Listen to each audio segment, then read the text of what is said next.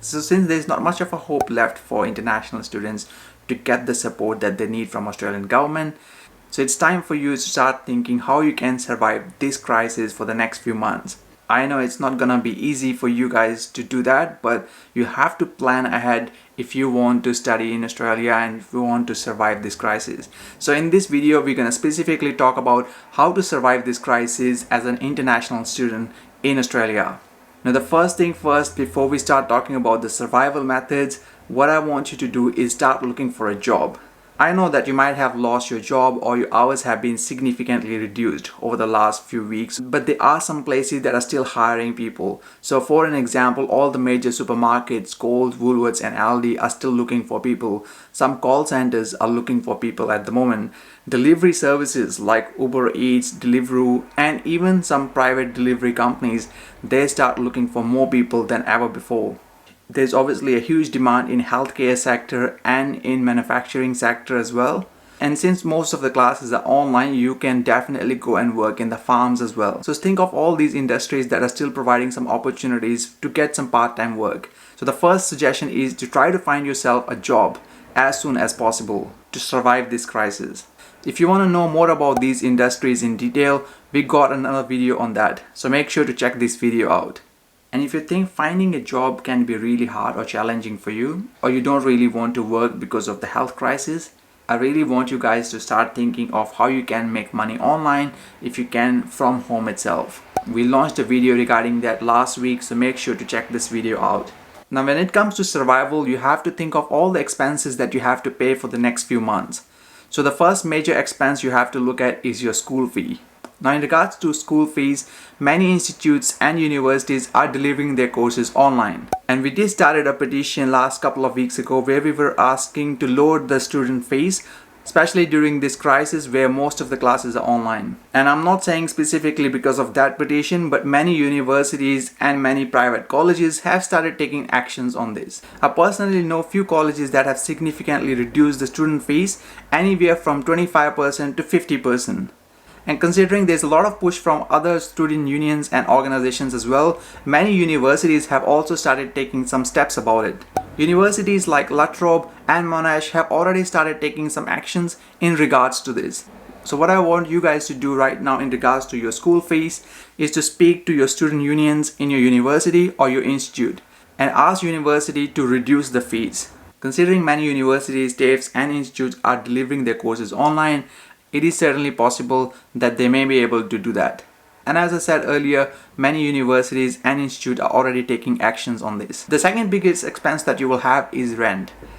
Now, obviously, if you have lost your job and there is no income coming in and your family can't really support you, it will be very difficult for you to pay your rent. So in regards to rent, what I want you to do right now is to speak to your real estate agent or to your landlord. Tell them your situation, that unfortunately because of this crisis, you have lost your job, you won't be able to pay rent on time, and if they can give you some sort of discount or some sort of reduction in your rent for the next few months until the things get better. Personally, I have lost some contracts as well because of this current health crisis. So I went and spoke to my real estate agent about my situation, and they spoke to landlord and they were more than happy to reduce my rent, which was very nice of them because they understood the situation. So I think most of the landlords, if they do understand, if you can speak to them, communicate to them, they will be happy to help you out. Currently, landlords won't be able to kick you out of the property for the next 6 months because there is a ban on evictions at the moment. So if you are renting a property in Australia and you can't pay rent for the next 6 months because of this health crisis, you can't be evicted out. Obviously, unless you are doing something illegal or you are damaging the property, then landlord certainly has a right to kick you out of the property. I don't suggest you not to pay your rent. I actually suggest you to go and speak to your landlord or your real estate agent as soon as possible and try to work around with what you can do regarding this situation.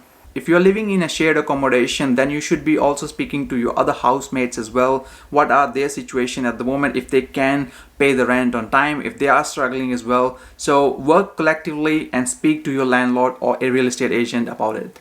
The next one is the food. Now, as you will be sitting at home most of the time, I highly recommend you to cook your own food. Buying food from outside can be really expensive. Apart from that, there are many organizations that are actually offering free food to international students. such as some religious organizations like churches, mosques, temples. And apart from this, there are many charitable organizations like Salvation Army, Winnie's, food banks are there as well, Red Cross is there. So there are many organizations that you can ring up if you are struggling to get yourself food. We actually created a post on our Instagram page few days back where we listed all the organizations that were giving away free food to international students. So you can check that in the highlight section of our Instagram page. We'll put the link of the Instagram page in the description below as well.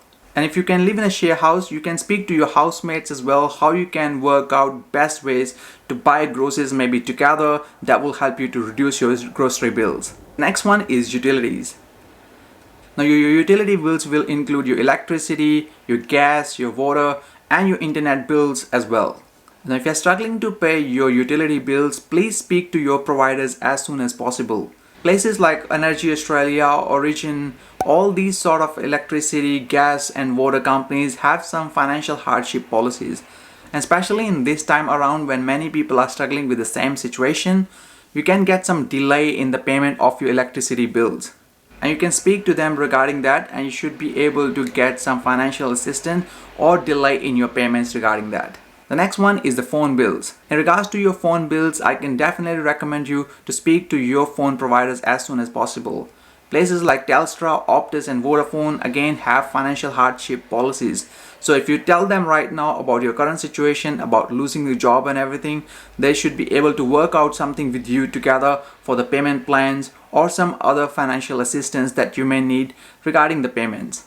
And last but not the least, make sure to cancel all your subscriptions that you don't need. So subscriptions like Spotify, Netflix, or if you have some other subscriptions that you need to pay monthly expenses for that, you probably need to cancel them for the moment. So instead of paying all these subscriptions, you can look for some free alternatives. And there are many entertainment companies and other companies are providing some free subscriptions at the moment. And try to cut all other expenses that you really cannot afford to pay at the moment. And try to live below your means if possible for the next few months.